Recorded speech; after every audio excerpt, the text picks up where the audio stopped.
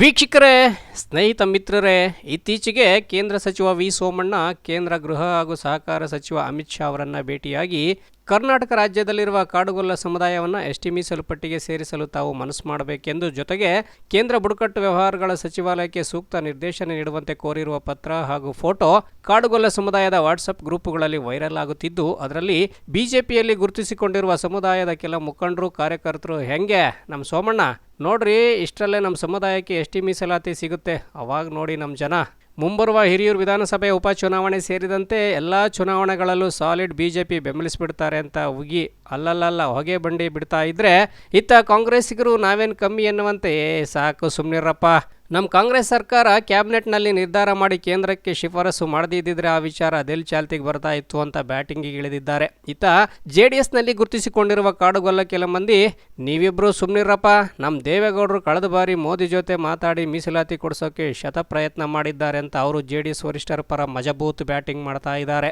ಇದೆಲ್ಲದರ ನಡುವೆ ಅಮಾಯಕ, ಅಸಹಾಯಕ ಬುಡಕಟ್ಟು ಕಾಡುಗೊಲ್ಲ ಸಮುದಾಯದ ಲಕ್ಷಾಂತರ ಮಂದಿ ನಿಕೃಷ್ಟ ಬದುಕು ಸವೆಸುತ್ತಾ ನಮಗೆ ಯಾರ ಆಸರೆಯೂ ಇಲ್ಲ, ನಮಗೆ ನಮ್ಮ ದನ, ಕರು, ಕುರಿ, ಮೇಕೆ, ಗುಡ್ಡಗಾಡೆ ಗತಿ ಅಂತ ಎದೆಗೊಂದು ಗುಂಡು ತಿವ್ಕೊಂಡು ತಮಗಿರುವ ಅಷ್ಟೋ ಇಷ್ಟೋ ಕುರಿಗಳನ್ನು ಮೇವು ನೀರು ಇರುವ ಕಡೆ ಕತ್ತೆಗಳ ಮೇಲೆ ಮಂಕ್ರಿಯ ಹಾಕ್ಕೊಂಡು ಪುಟ್ಟ ಮರಿಗಳನ್ನು ಎತ್ಕೊಂಡು ಅದೇ ಸಮುದಾಯದ ಹೆಣ್ಣು ಮಕ್ಕಳ ಒಡಲಲ್ಲಿರುವ ಮಗು ಜೊತೆಗೆ ಒಡಲಿನಿಂದ ಹೊರಬಂದಿರುವ ಕೂಸು ಕಂಕುಗಳಲ್ಲಿ ಹಾಕ್ಕೊಂಡು ವಲಸೆ ಹೋಗಿ ಕಾಡು ಮೇಡು ಅಲೆದು ಬಿಸಿಲು ಮಳೆ ಲೆಕ್ಕಿಸದೆ ಬದುಕು ಸವೆಸುತ್ತಿರುವ ಮಂದಿ, ನಾಗರಿಕತೆಯ ಯಾವ ಸೋಗು ಇಲ್ಲದೆ ಪ್ರಕೃತಿ ಮಡಿಲೆ ಆಸರೆ ಎಂದು ಹೊತ್ತಿಗೆ ಸರಿಯಾಗಿ ಊಟ ಇಲ್ಲದೆ ಸಕಾಲಕ್ಕೆ ಸ್ನಾನ ಮಾಡದೆ ಗಬ್ಬೆದ್ದು ಘಮ್ಮೆಂದು ದುರ್ವಾಸನೆ ಬರುವ ಬಟ್ಟೆ ಉಟ್ಟು ತಲೆಗೆ ಎಣ್ಣೆ ಕಾಣದ ಕೂದಲು ಬಿಟ್ಟುಕೊಂಡು ಅನಾಗರಿಕವಾಗಿ ಬದುಕು ಸವೆಸುತ್ತಾ ವರ್ಷಕ್ಕೋ 2 ವರ್ಷಕ್ಕೊಮ್ಮೆ ತಮ್ಮ ಸ್ವಂತ ಮನೆ ಕಡೆ ಮುಖ ಮಾಡುವ ಇವರ ಬವಣೆ ಮಾತ್ರ ನಮ್ಮನ್ನಾಳುವ ಸೋಕಾಲ್ಡ್ ನಾಯಕರಿಗೆ ಚುನಾವಣೆ ಬಂದಾಗಷ್ಟೇ ನೆನಪಾಗೋದು.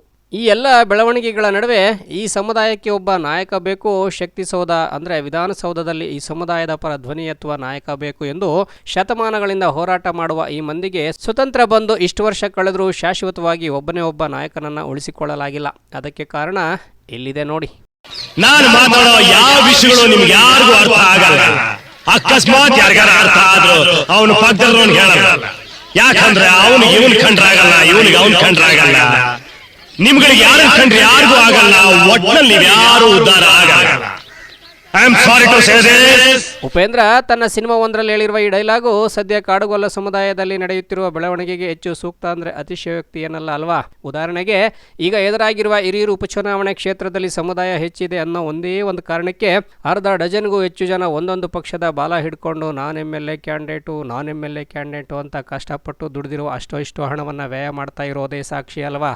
ಅದರಲ್ಲಿ ಜಿಲ್ಲಾ ಪಂಚಾಯತ್ ಮಾಜಿ ಸದಸ್ಯ ಪಾಪಣ್ಣ ಇರ್ಬೋದು, ಕಾಡುಗೊಲ್ಲ ಸಂಘದ ರಾಜ್ಯಾಧ್ಯಕ್ಷ ರಾಜಣ್ಣ ಇರ್ಬೋದು, ಮಾಗಡಿ ಜಯರಾಮಯ್ಯ ಆಗಿರ್ಬೋದು, ಇವ್ರ ನಡುವೆ ಇತ್ತೀಚೆಗೆ ಸರ್ಕಾರಿ ನೌಕರಿಯಿಂದ ನಿವೃತ್ತಿ ಹೊಂದಿರುವ ಸಣ್ಚಿತ್ತಯ್ಯ ಇರ್ಬೋದು, ಇವರೆಲ್ಲರ ಜೊತೆಗೆ ಬಿಜೆಪಿಯ ತಾಲೂಕು ಮಂಡಲ ಅಧ್ಯಕ್ಷ ಅಭಿನಂದನ್. ವಿಶೇಷ ಅಂದರೆ ಸುಧಾಕರ್ಗೆ ಟಿಕೆಟ್ ಇಲ್ಲ ಅಂದರೆ ನನಗೂ ಇರಲಿ ಎನ್ನುವ ನಗರಸಭೆ ಮಾಜಿ ಅಧ್ಯಕ್ಷೆ ಶಿವರಂಜನಿ ಆಗಬಹುದು. ಹೀಗೆ ಪಟ್ಟಿ ಬೆಳೆಯುತ್ತಲೇ ಹೋಗ್ತಿದೆ. ಇವರೆಲ್ಲ ಕೂಸುಟ್ಟೋಕ್ಕೂ ಮುಂಚೆ ಕುಲಾವಿ ಹೊಲಿಸ್ಕೊಂಡು ಕೂತವ್ರೆ. ಉಳಿದ ಸಮುದಾಯದ ಮಂದಿ ಇವ್ರನ್ನೆಲ್ಲ ನೋಡಿ ನಗಬಾರದ ಜಾಗದಲ್ಲಿ ನಗುತ್ತಾ ಹಾರಾಡ್ರಿ, ಚುನಾವಣೆ ಬಂದಾಗ ಗೊತ್ತಾಗುತ್ತೆ ನಿಮ್ಗಳಿಗೆ ಅಸಲಿ ರಾಜಕೀಯ ಸತ್ಯ ಅಂತ ಮುಸಿ ನಗ್ತಾ ಇದ್ದಾರೆ. ಇರಲಿ, ಈಗ ಮೀಸಲಾತಿ ವಿಚಾರಕ್ಕೆ ಬರೋದಾದರೆ, ಈ ಹಿಂದೆ ಶಿರಾ ಉಪಚುನಾವಣೆ ವೇಳೆ ಮೀಸಲಾತಿ ಕೊಡಿಸ್ತೀವಿ ಅಂತ ಬಿಜೆಪಿಗರು ಕಾಗೆ ಹಾರಿಸಿದ್ರು. ಇನ್ನು ಪ್ರಿಯಾಂಕಾ ಗಾಂಧಿ ಹಿರಿಯೂರಿಗೆ ಬಂದಾಗ ಅವ್ರ ಬಾಯಲ್ಲೂ ಇದನ್ನೇ ಜಪ ಮಾಡಿಸಿದ್ರು.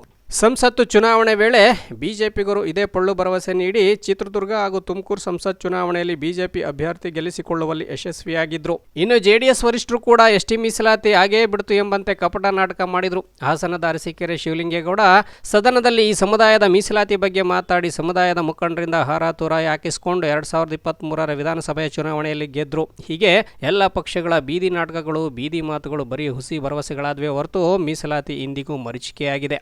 ಕಾಡುಗೊಲ್ಲರಿಗೆ ಸಿಗಬೇಕಾದ ಮೀಸಲಾತಿ ಇನ್ನಿತರೆ ವಿಚಾರಗಳು ಮರೀಚಿಕೆಯಾಗಲಿಕ್ಕೆ ಪ್ರಮುಖ ಕಾರಣ ಅಂದರೆ, ಎಲ್ಲ ಪಕ್ಷದಲ್ಲೂ ಕಾಡುಗೊಲ್ಲ ಸಮುದಾಯದ ಬಾಯಿ ಬಡುಕರು, ಬಾಲ ಬಡುಕರು, ಅಲ್ಪಜ್ಞಾನಿಗಳು, ಸ್ವಾರ್ಥಿಗಳು ಇದ್ದು ಇವರನ್ನು ವ್ಯವಸ್ಥಿತವಾಗಿ ಒಡೆದಾಳೋದು ಸುಲಭ ಅನ್ನುವ ಸತ್ಯ ರಾಜಕಾರಣಿಗಳಿಗೆ ಗೊತ್ತಾಗಿದೆ.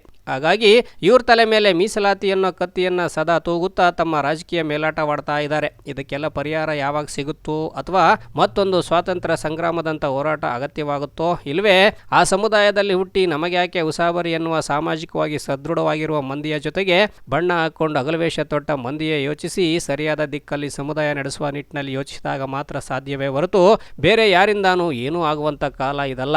ಮೀಸಲಾತಿ ಅನ್ನೋದು ಯಾರ ಜೇಬಲ್ಲಿರುವ ಸರಕಲ್ಲ, ಅದನ್ನ ಪಡೆಯೋದು ಈ ದೊಣ್ಣೆ ನಾಯಕರು ಹೇಳಿದಷ್ಟು ಸುಲಭನೂ ಅಲ್ಲ ಅನ್ನಿ. ವಿಶೇಷ ಸೂಚನೆ: ಈ ಸುದ್ದಿ ನೋಡಿದ ಮೇಲೆ ಸ್ವಲ್ಪ ತಾಳ್ಮೆಯಿಂದ ಯೋಚಿಸಿ. ಅದು ಬಿಟ್ಟು ನನಗೂ ಯಾವುದಾದ್ರೂ ಪಕ್ಷದ ಹಣೆಪಟ್ಟಿ ಕಟ್ಟುವ ಯತ್ನ ಮಾಡಬೇಡಿ, ಅದರಿಂದ ಏನು ಪ್ರಯೋಜನವಾಗಲಾರದು. Bureau report, Belagere news.